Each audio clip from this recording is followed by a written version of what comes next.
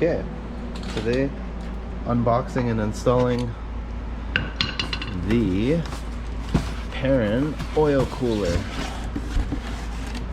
Anybody that does any sort of tracking is going to need this for sure. I know that personally my engine oil went way above 240 when I was tracking my car, which isn't the greatest, but that's what it was, and I monitored it very closely. So I have received an oil filter, which is quite nice. Comes with the red, and that is a good oil filter, by the way, and it looks like it's pre-lubed. Cool. Part number. This is the bumper guard to protect the oil lines from any sharp objects. These are obviously the oil lines. Nice, robust. And then, like always, Perrin has the nice packaging for all of its utility and hardware items. And then this is the sandwich and male-to-male adapters and the thermostat that will be connecting up. Coolant piping, and then the actual Setrad oil cooler unit itself. So why I chose this over ones like the Mishimoto was actually you can get these Setrad oil cooler units in larger sizes on items or on marketplaces like Amazon. So if I do want to bump up my cooling capacity of my oil, I believe it's just a one-for-one replacement, and I don't need, they will fit the fitting sizes identically, so I don't need to actually go and get a new kit. It's just pop off the old cooler, put on the new cooler. The only thing is mocking it up and making it nice inside of there, the space that we have. So as you can see, I have the Perrin intercooler, and I do obviously have the piping heat taped. I have my oil filter there, so we're going to be working here. I did just do my lights, that's why my wiring is all up in there. And we're going to be working in this area and bringing the piping down from below there, come behind the light. It'll come actually out the top through here, I believe, and then down here we're gonna be taking this bolt off and then running the lines to there. I've already prepped with alcohol, and I'll do that again obviously, but here we go. Okay, step one of this all is removing the sandwich plate for the oil filter. That is the stock one.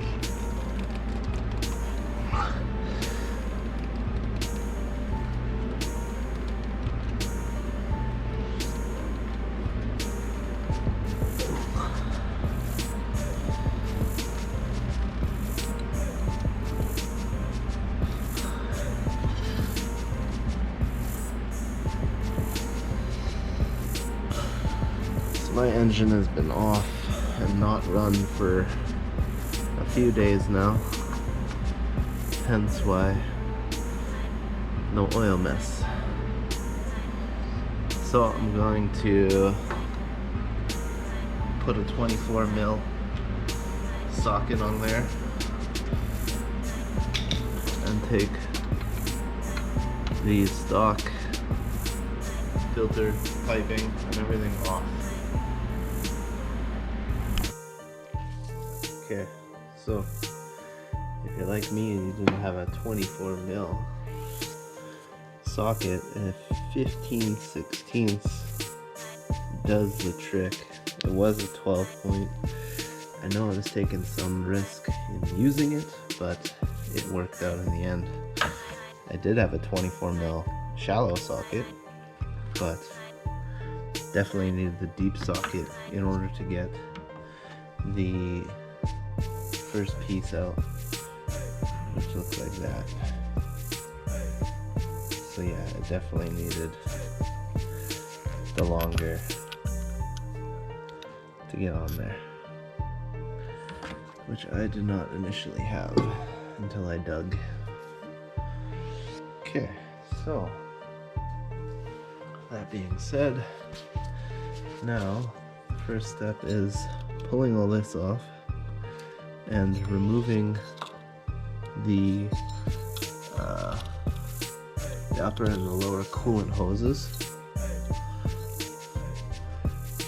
because if you guys can see, the coolant hose goes all the way down and it connects to the block in the bottom where the ABS sensor is for one of the cams. So that is what we're going to do next. Okay, so what I'm going to do, I'll pull this off. But first I'm going to stick some rags. So this OEM piece that's at the bottom here, it connects just beside the ABS sensor. That whole piece stays on and comes all the way down and connects into that assembly plate here. That just disconnects from the assembly plate, sorry. But this coolant hose stays intact. The smaller coolant hose comes off the right side, goes under my short plate, it connects on there. It's going to completely come off your replace that again. Replace the hose. Punch in this right here, and I'm going to cut that size. And we put it in there. It's provided. And we use the OEM hardware. So, like so. So this big end will go into the OEM hose. Small end is going to fit on there. And I'm going to take the OEM parts, press them over this hose on either side. So we'll use that one for here, this one up here for this side, and one down there for this way, this side. Okay, with my rags in place, I'm now going to start disconnecting coolant lines.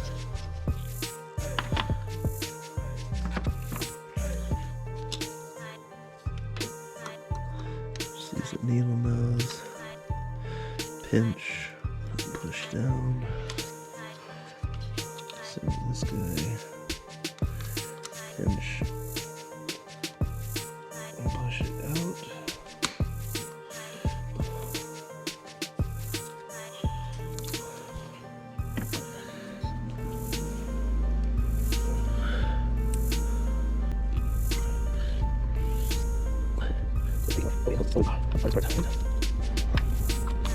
Got the hose, you can lift this side to side.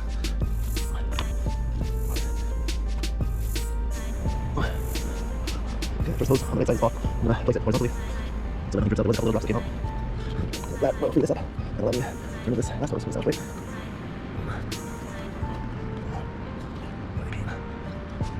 That's coming out now.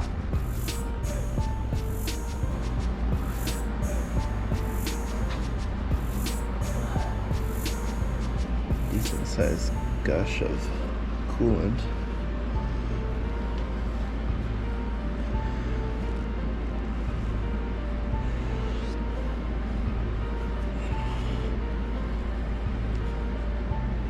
Okay,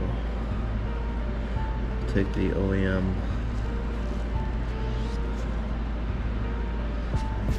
seal out of there. Now I'm going to go around and wipe all this up.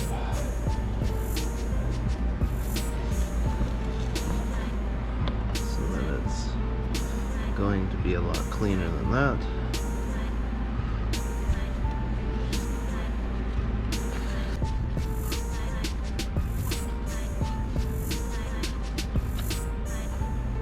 Great. Nice. Now, what do? Kind of like that little OLM ready. Yes, it's that piece for obviously under all the hardware that we have now.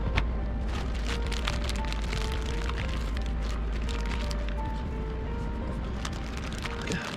Lots of other sizes. Hardware vacuum. It's a little hardware. It's a little cash.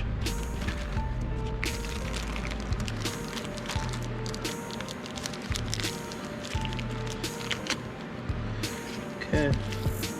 I believe both ends are symmetrical, so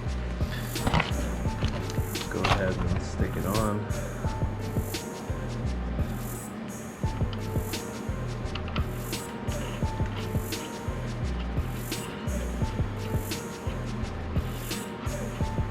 Hand tight. What is there? Okay, that's all we have.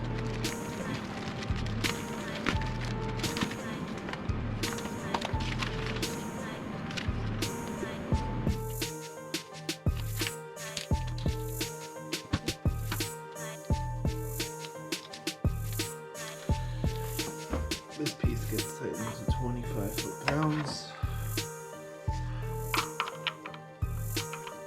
So again, taking my cheap 15/16.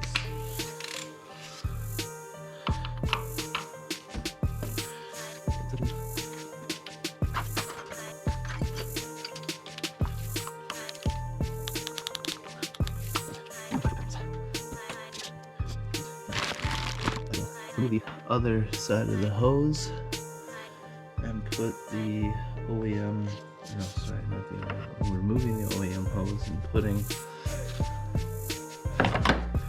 the supplied coolant hose on now. So I'll plug this in. And to start. Nice and easy. Factory clock back up. Put that in line and get this other hose out. Which is, as you can see, it goes back in there. So everything knows it. okay, got your new view. So I'm just using some nice extended needle nose pliers, pushing right against those TGV foam. Sorry, I guess it's the gas line foam.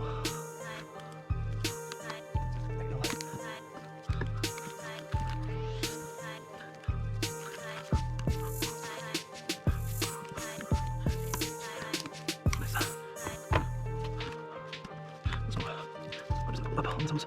Hopefully eventually it'll come. My trick. And do a twist. This trick like is a pain in the ass, but somebody won't have to deal with this.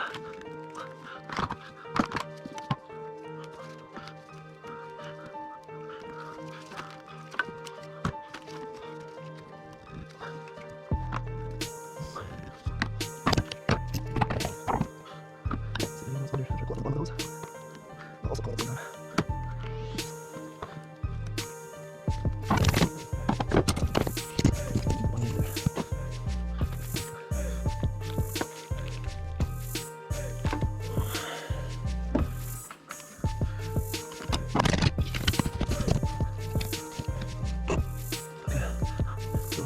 One of the few drops came out.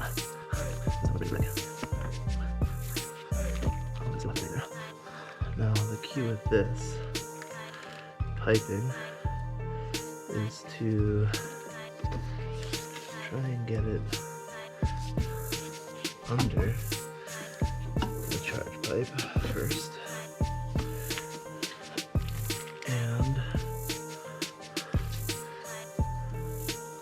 I'm gonna measure it up, so I'm gonna bend it down in towards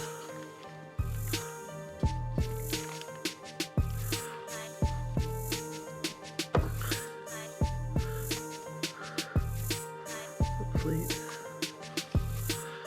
and measure it.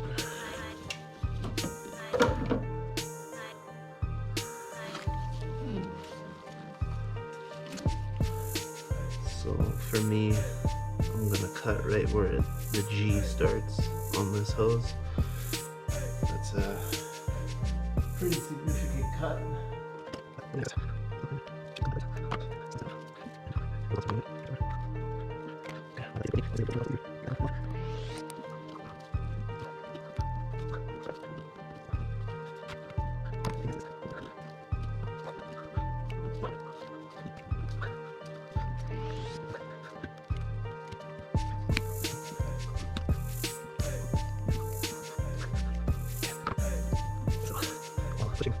OEM hose down under the OEM sound plate and threading the needle for this one.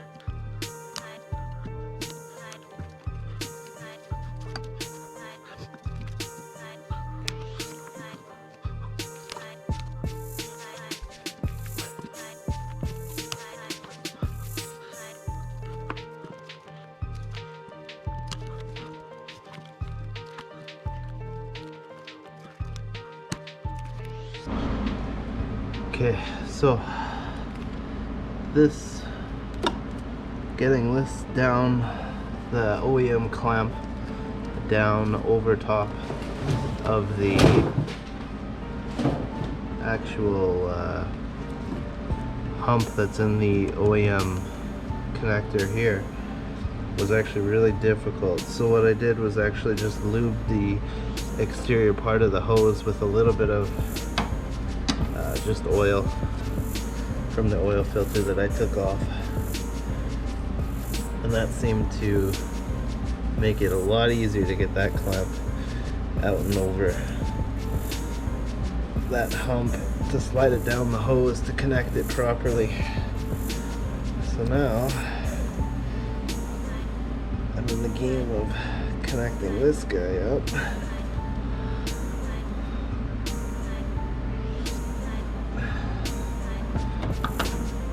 Putting that hose connector back on. So again, these are the OEM hose connectors, not aftermarket ones.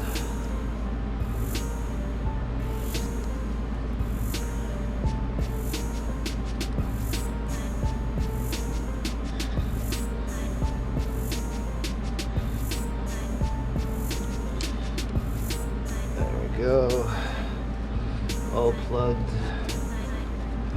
in properly and connected.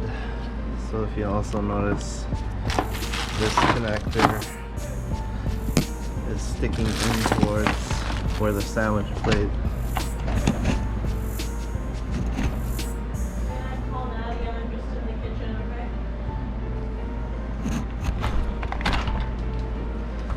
This is in where the sandwich plate is. I'm going to just rotate this out like such.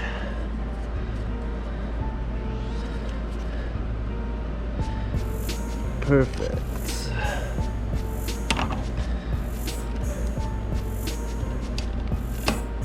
Alright. So, in terms of getting this away from the plate, let's use our first zip tie. I think I'm gonna just hold this so it's like that somehow. No, nice thing. I see this wire harness. Maybe not a good idea, but let's go with that for now.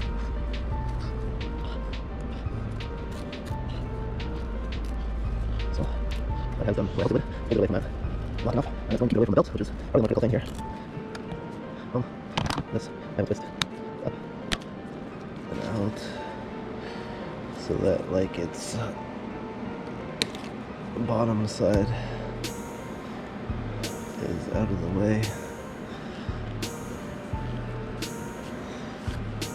Cool. I like it. I love it. Okay. Now, let's get this sandwich plate on. I'm not putting this.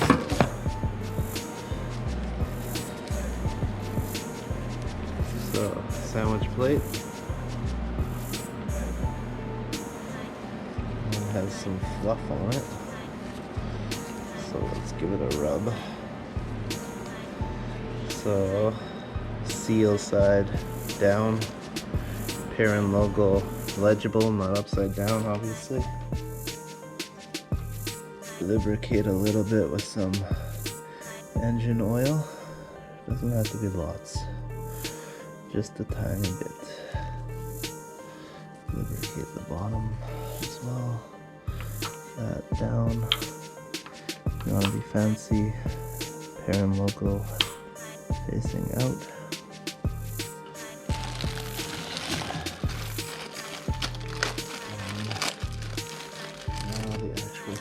thermostat. So thermostat to the right, driver's side, or the actual gasket facing down.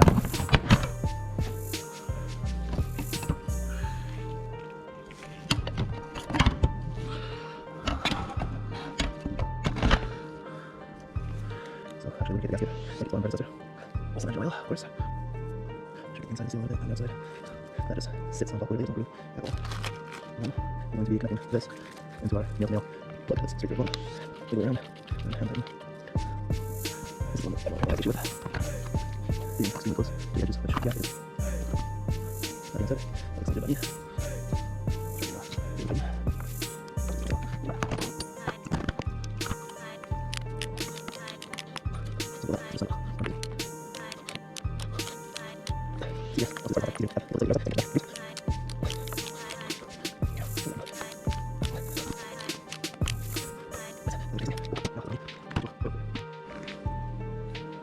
Okay, so step one of this with the radiator is to actually install the top and bottom brackets that are supplied.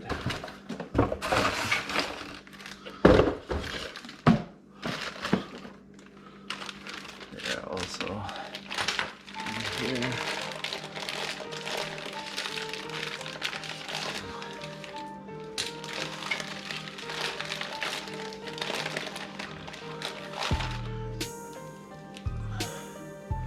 So this grooved one that has the one side is going to go on the bottom. So again, Perrin logo facing out and legible.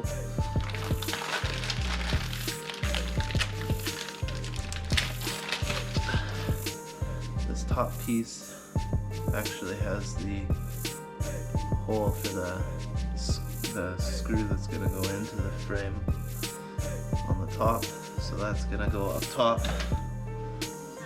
Bungs are going to be facing the driver's side. So that goes down like that. And then this bottom one on the bottom. So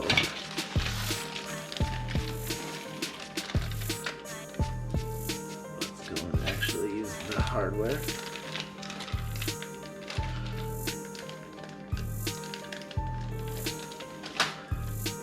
To connect.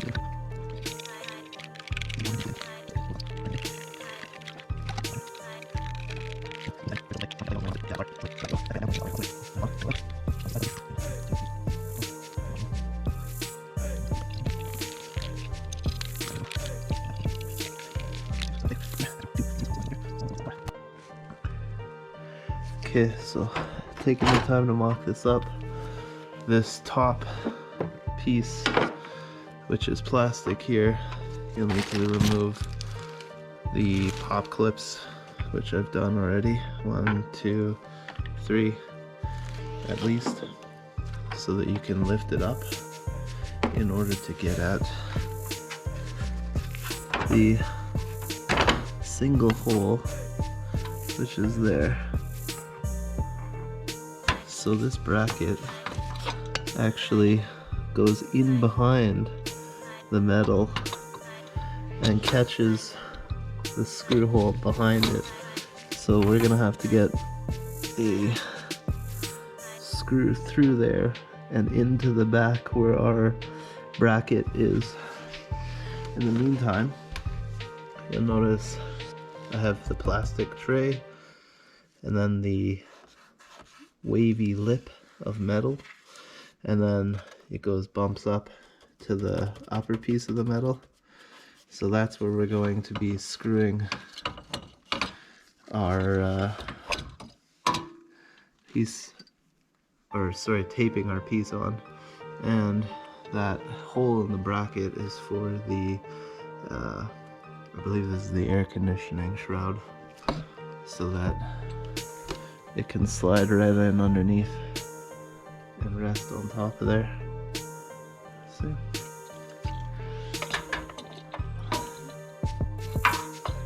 Just like that.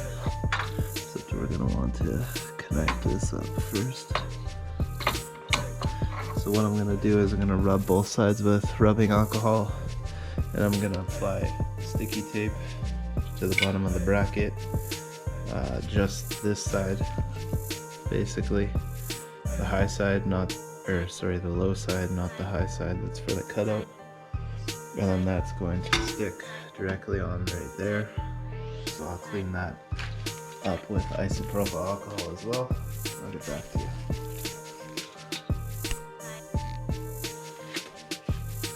Okay. I've got the pieces cut. Got it isopropyl. Now I'm just going to stick them to the bracket.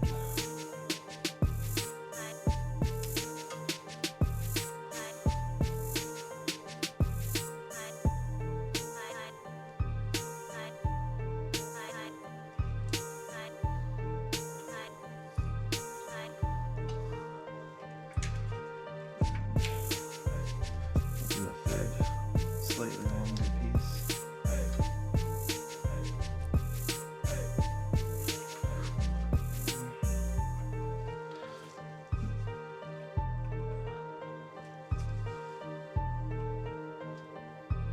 Cool. It's actually kind of easy to get at the clear. So white side of the tape goes to the bracket. Clear side goes to the frame.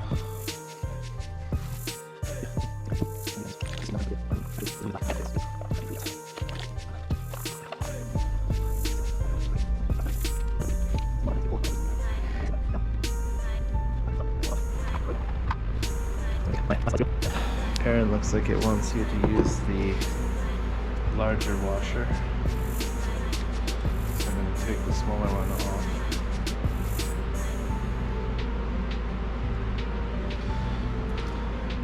Use the large one, flat side to the frame, whatever white piece that is, line up the hole.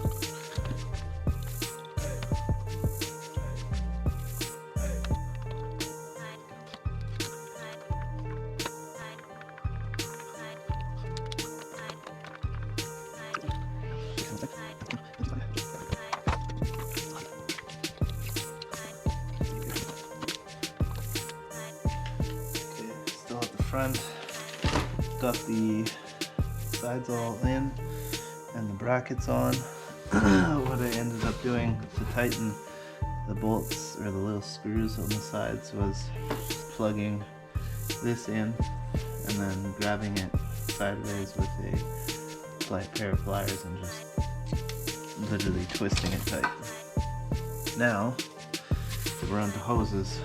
Bung plugs are out. Obviously you want to lubricate the hoses.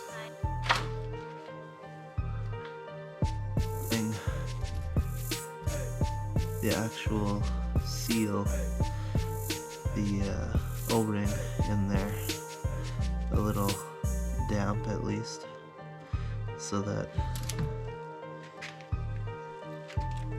it's not rubbing dry onto the actual fitting of the radiator.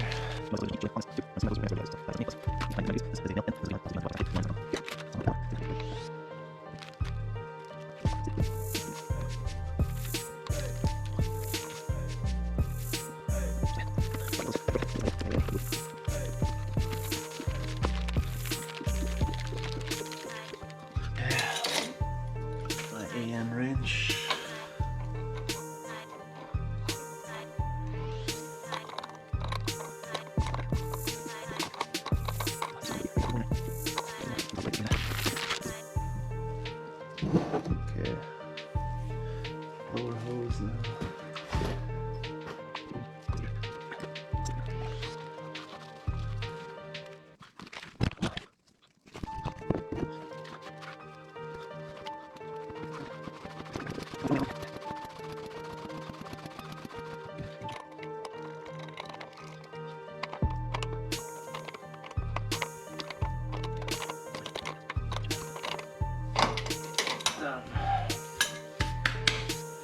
Okay, now let's wrap the hoses up to the sandwich plate. Okay, this is the final setup. So you can see the Perrin unit, and behind the Perrin intercooler. Intercooler is all buttoned back up. The lines run down, and if you can see down there, I think it'll be hard to,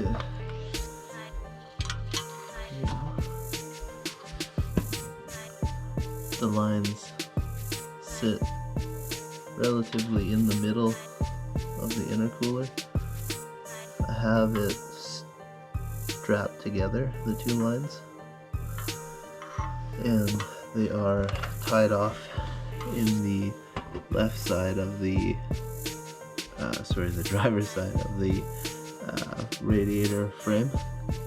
So I have zip ties on there on the actual lines, the oil lines themselves, and then from there both the oil lines run underneath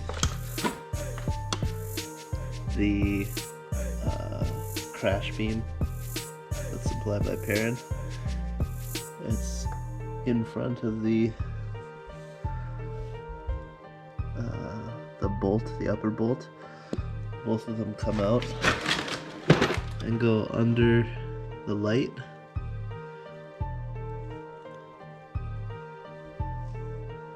The supplied rubber from Perrin is also here. I put it on the frame there so that it wouldn't rub with one of the hoses here. The other hose is actually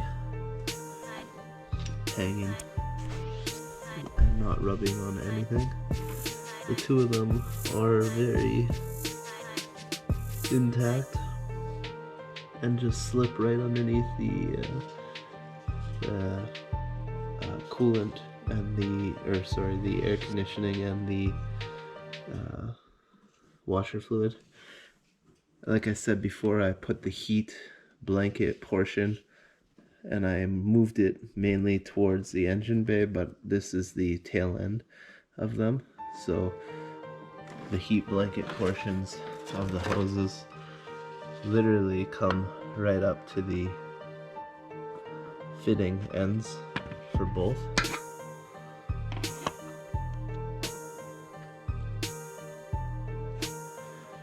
This goes over the right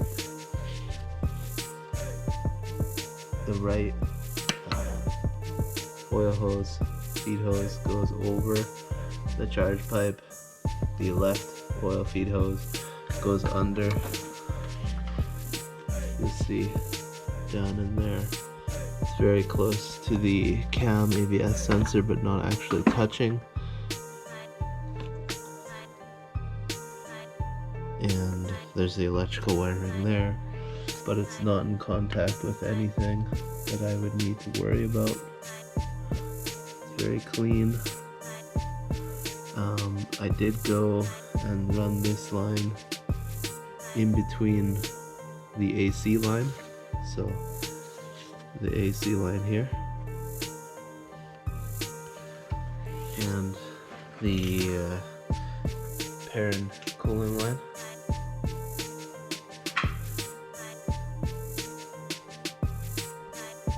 That was really the cleanest way because I put my coolant overflow tank on this side of the washer fluid tank, so I can't actually stick anything down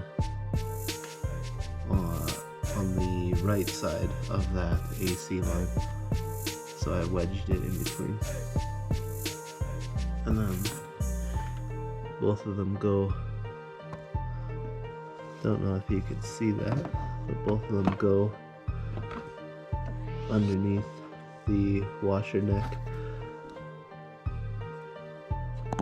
and straight out underneath the headlight. So now I will do the startup and turn over to get the oil flowing through the oil cooler, and then I'll check for leaks.